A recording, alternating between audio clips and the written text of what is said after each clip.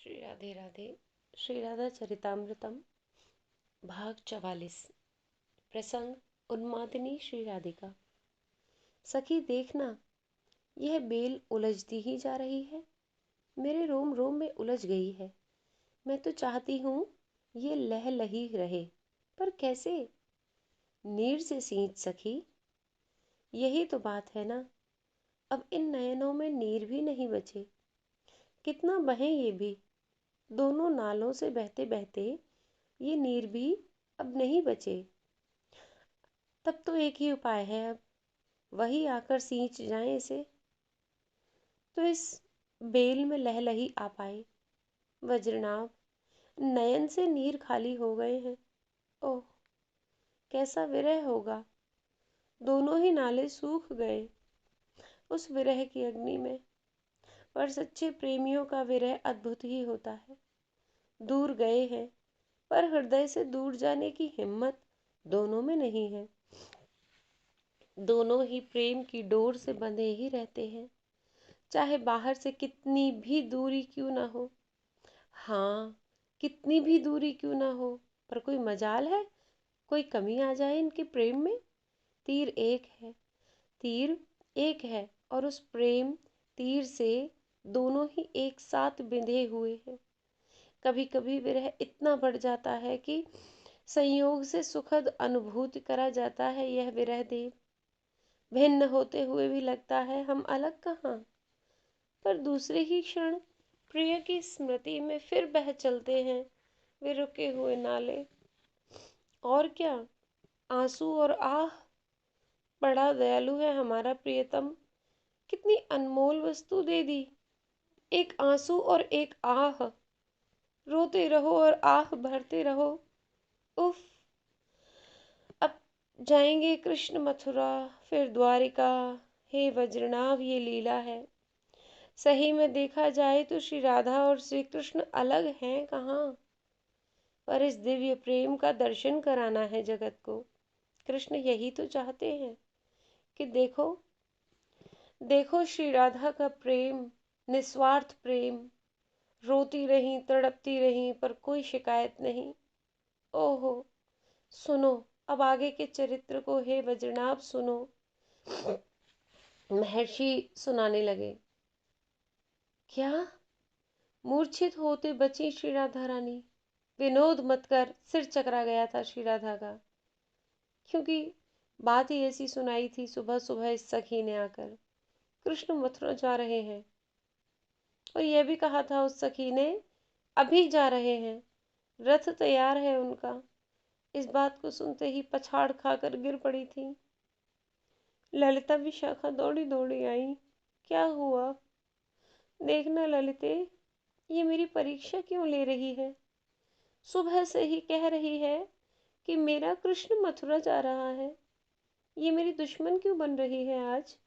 इसको बोल, ये संभव है क्या? बोल ललिते, ये कैसे संभव है? मेरे प्राणाधार श्याम सुंदर किसी गोपी के घर भी जाते हैं तो मुझसे पूछते हैं। वे नया कुछ भी करते हैं तो मुझसे पूछते हैं। और ये कह रही है इस वृंदावन को छोड़ वे मथुरा जा रहे हैं। ये झूठ है, ये झूठ बोल रही है। ललिते तू कुछ बोलना। श्री राधा रानी प्रेमोन्माद से भर गईं। श्री राधा की ऐसी स्थिति को देखकर ललिता विशाखा का हृदय फटा जा रहा है। वह क्या कहे, क्योंकि यही सूचना लेकर तो ये भी आई थी। पर ओह, कैसी हृदय विदारक सूचना है ना ललिते? झूठी है ये। अच्छा तू बता, चले अब नंदगांव? इसने ये सब कह दिया ना, तो मुझे अब नंद नंदन को देखने की इच्छा हो रही है। चल ललिते, चल विशाखा, चल। श्री राधा रानी चल पड़ी नंदगांव की ओर। मस्तिष्क काम नहीं कर रहा ललिता और विशाखा सखी का। अपने आंसू पोंछ रही हैं और अपनी लाडली को लेकर चली जा रही हैं। श्याम सुंदर चले जाएंगे, उस दृश्य को हमारी लाडली देख पाएंगी। ओहो, हे विधाता, आज का दिन अच्छा नहीं है इस वृंदावन के लिए। अच्छा नहीं है आज का दिन। हाँ, मथुरा के लिए तो बहुत अच्छा है, पर हम लोग फिर दृष्टि जाती है श्री राधा रानी के ऊपर। वे चली जा रही हैं। श्याम सुंदर को देखना है इन्हें, पूछना भी तो है। भीड़ लगी है नंद महल में। एक रथ भी खड़ा है, उस रथ को कोई सजा रहा है। इतने लोग क्यों हैं आज नंद महल में? चौंक कर पूछती है श्री राधा। कुछ नहीं कहती सखियां, बस श्री राधा रानी को आगे ले जाती हैं। सुनो सुनो, अक्रूर से ही श्री जी पूछने लगी। हाँ, क्या बात है? अक्रूर ने सहजता से श्री राधा को देखकर कहा। क्यों आए हो तुम? बताओ ना, क्यों आए हो? मैं कृष्ण का काका हूँ, अक्रूर ने इतना ही उत्तर दिया। पर पहले तो कभी नहीं आए थे तुम यहाँ? श्री राधा पूछ रही हैं। मैं मथुरा से आया हूँ और कृष्ण को ले जा रहा हूँ। ओह, कितना कठोर शब्द बोल दिया था अक्रूर ने। इतना भी नहीं सोचा कि श्री राधा रानी पर क्या बीतेगी। किसने तेरा नाम रखा अक्रूर? किसने नाम रखा तेरा अक्रूर? कितनी क्रोध में आ गई थी ये श्री जी की सखियां। और क्यों ना आए क्रोध में, उनकी स्वामिनी मूर्छित हो गई थी ये सुनते ही कि कृष्ण जा रहे हैं। अक्रूर नाम किसने रखा तेरा? अक्रूर? अरे तेरे जैसा क्रूर इस दुनिया में कोई नहीं है। हमारे प्राणों को ले जा रहा है तू और कहता है अक्रूर नाम है तेरा। अक्रूर के समझ नहीं आ रहा कि ये क्या हो रहा है यहाँ। दिव्य तेज पुंज गौरवर्णी एक आभा धरती में पड़ी है मूर्छित। वो कुछ समझ नहीं पा रहे। यशोदा मैया, ब्रजरानी यशोदा मैया से आज्ञा ली कि तुम कृष्ण को मथुरा लिए जा रहे हो। ललिता पूछ रही हैं अक्रूर से। हाँ, आज्ञा ली, अक्रूर का उत्तर। ब्रजपति नंद से भी पूछा? ललिता का ही प्रश्न था ये भी। हाँ, उनसे भी पूछ लिया, अक्रूर इतना बोलकर फिर श्री राधा रानी को देखने लगे। हमसे पूछा? विशाखा सखी चिल्लाई। हम गोपियों से पूछा? इस वृंदावन से पूछा? इस वन के पक्षियों से पूछा? इस वन के बंदरों से, वृक्षों से, फूलों से? कहते कहते रोने लगी विशाखा। अरे ऐसे कैसे ले जाओगे अक्रूर? ये वृंदावन मर जाएगा श्री कृष्ण के बिना। हम लोग कैसे रहेंगी? ओह, इन सब का उत्तर दे पाते भला अक्रूर? वो तो कुछ नहीं समझ पा रहे हैं कि ये सब क्या हो रहा है। तभी राधे, राधे मेरी प्यारी, दौड़ पड़े थे श्याम सुंदर अपनी श्री राधा रानी को मूर्छित हुआ सुन के। उठा लिया था अपनी गोद में, श्री जी का मस्तक रख लिया था। राधे बोलो, राधे अपने नेत्र खोलो, ऐसे मत करो प्यारी। मिलक पड़े थे श्याम सुंदर तो। श्याम सुंदर आंखें खोली थी श्री राधिका ने, अपने हाथों से श्याम के कपोलों को छुआ था। तुम जा रहे हो? आंखों में आंसू भर आए थे। कुछ नहीं बोल पाए श्याम सुंदर। बोलो ना, जा रहे हो? श्री राधा रानी ने फिर पूछा। मुझे जाना पड़ेगा राधे, मुझे जाना पड़ेगा। कब आओगे? श्री राधा रानी ने फिर पूछा। बताओ ना कब आओगे? इसका कोई उत्तर नहीं दिया श्री कृष्ण ने। राधे मेरी प्यारी, मुझे जाना पड़ेगा। धर्म, कर्तव्य, नीति, बहुत कुछ है जिसका मुझे निर्वाह करना है। बोले बहुत थे श्याम सुंदर, पर श्री राधा आज वो क्या बोल रहे हैं इसे नहीं सुन रही थी। वो बस निहार रही थी अपने प्रियतम को, क्योंकि अब